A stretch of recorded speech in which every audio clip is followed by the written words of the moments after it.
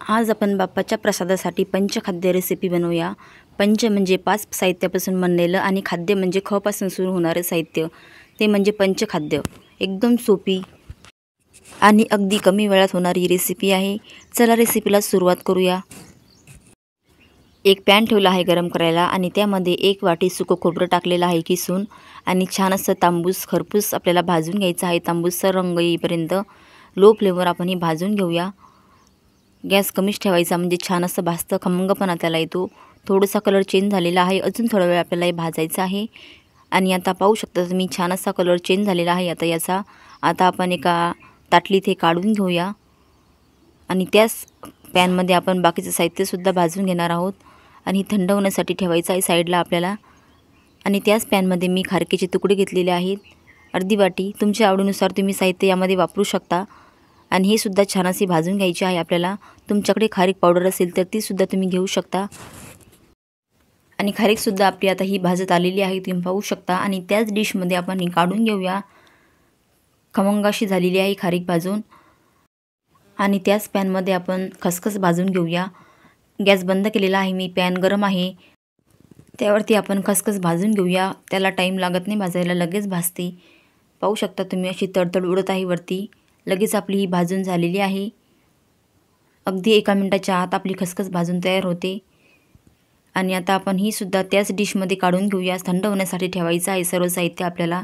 आणि त्याच पॅनमध्ये आपण आता खवा घेतला आहे थोडासा मी, तो सुद्धा भाजून घ्यायचा आहे आपल्याला। आपले 3 साहित्य झालेले आहे।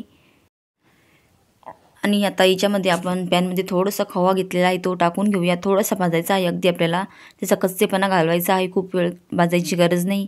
गॅस बंद केला तरी चालेल पॅन गरम असेल तर।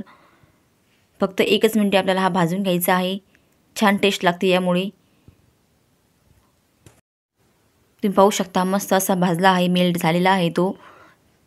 आणि आता हे सुद्धा आपण त्याच साहित्यात टाकून घ्यायचं आहे आणि थंड झालेलं आहे सर्व साहित्य। खवासुद्धा थोडंसं थंड होऊ देऊया आपण आणि नंतर मिक्सरला वाटून घेऊया। खडी साखर घेतलेली आहे, 5वी वस्तू आपली, 5वं साहित्य।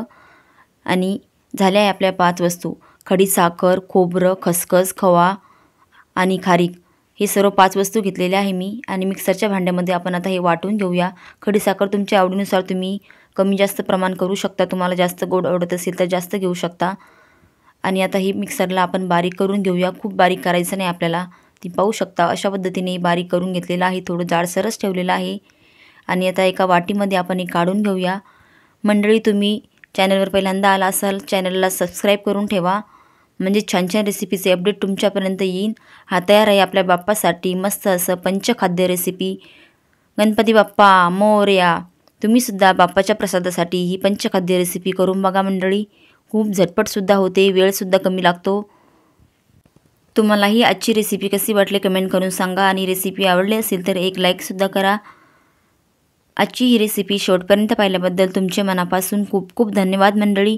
भेटूया अशाच मस्त छान स्वीट भन्नाट रेसिपीमध्ये, तोपर्यंत बाय बाय मंडळी।